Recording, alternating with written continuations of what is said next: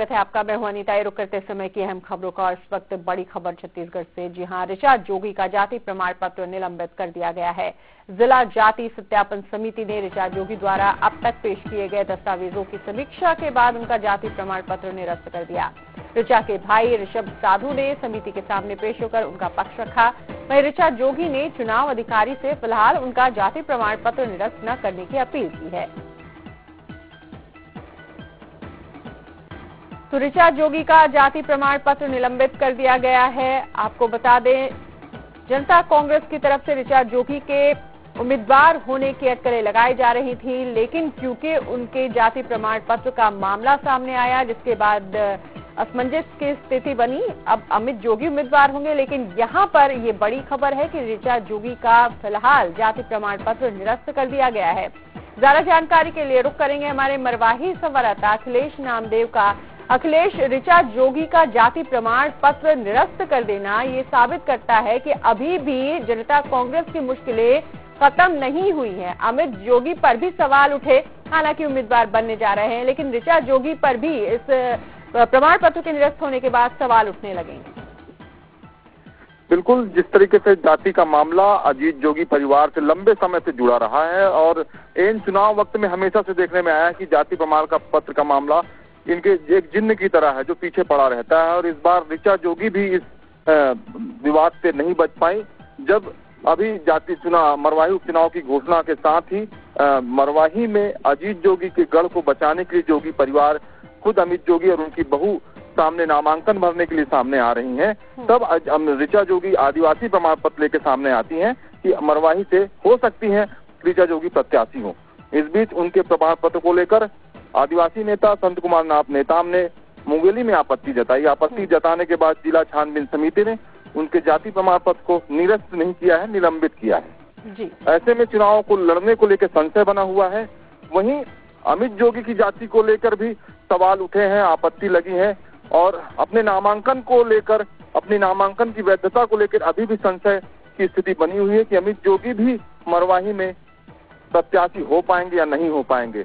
इस लिहाज से अभी अमित जोगी और जोगी परिवार की मुश्किलें कम होती नहीं दिखती। हालांकि आज इसके बावजूद भी आज नामांकन भरेंगे। अब देखना ये होगा कि 17 तारीख से 19 तारीख के बाद जिला निर्वाचन अधिकारी स्क्रूटनी करेंगे। स्क्रूटनी के बाद अगर दोनों का फॉर्म स्टैंड रहता है तो कौन चुनाव लड़ेगा और निरस्त रहता है तो इस स्थिति में मरवाही का चुनाव सीधा मुकाबला होगा भाजपा और कांग्रेस के बीच में।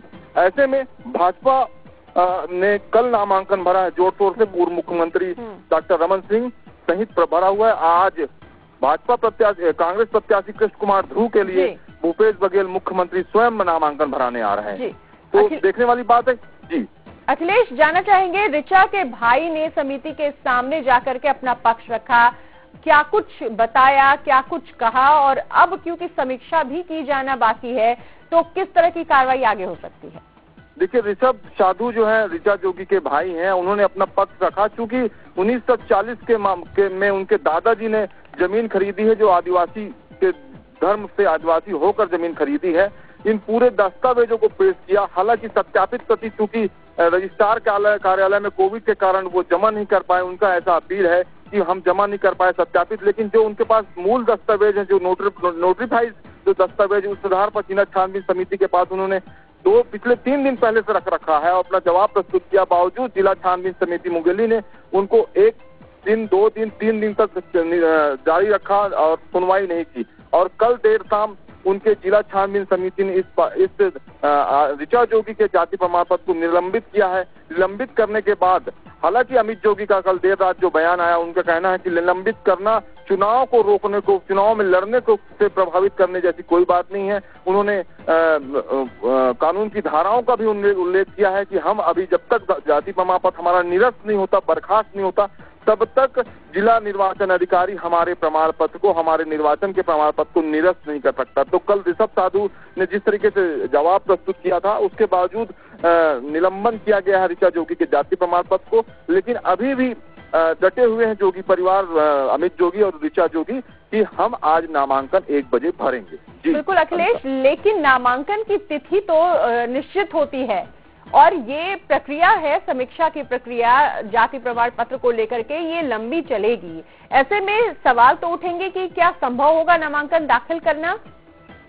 बिल्कुल, आज ये नामांकन 1 बजे भरेंगे, उसके बाद जिला छानबीन समय, इसके बाद रिटर्निंग ऑफिसर 17 और 18 तारीख को स्क्रूटनी करेंगे और इसमें बात तय करेंगे जिला निर्वाचन अधिकारी। हालांकि देखिए, बार बार आरोप लगा है, भाजपा ने लगाया है और खुद अमित जोगी ने लगाया है कि जिला निर्वाचन अधिकारी चूंकि सरकार के हाथ में है, इसलिए उनको कोई भी निर्णय हो उससे वो इत्तेफाक नहीं रखते, वो न्यायालय की शरण में जाएंगे। अगर उनकी जाति प्रमाण पत्र पे कोई भी आपत्ति लगाती है निर्वाचन अधिकारी की तरफ से, तो वो इस मामले में न्यायालय का दरवाजा खटखटाएंगे और वहां से अपने न्याय की उम्मीद जताई है। तो अमित जोगी और ऋचा जोगी आज फार्म भरेंगे और न्यायालय से पूरी उम्मीद बनाए रखे हुए हैं कि इनके नामांकन पत्र को अगर खारिज किया जाता है तो ये न्यायालय के मंदिर में जाएंगे और अपनी बात को रखेंगे और चुनाव प्रक्रिया पे भी आपत्ति लगाएंगे कि बिना मेरे जाति की सुनवाई किए गलत तरीके से अगर मेरे नामांकन को खारिज किया जाता है, ऐसे में वो न्यायालय की शरण में जाएंगे। जी बिल्कुल, तो जाति का मामला चाहे अजीत जोगी हो, अमित जोगी हो या अब ऋचा जोगी हो, जिन्न की तरह परेशान कर रहा है, लेकिन परेशान कर रहा है तो परेशानी चुनाव के समय भी है। लेकिन फिलहाल अपना नामांकन तो दाखिल करने जा रहे हैं ऋचा भी और अमित भी। देखने वाली बात यह है कि आगे आने वाले दिनों में किस तरह की कार्रवाई होती है और जितना भरोसा जता रहे हैं न्यायालय पर, वहां पर अगर ये मामला जाता है तो किस तरह से ये मामला आगे बढ़ता है और निर्णय क्या होता है। शुक्रिया अखिलेश इस पूरी जानकारी।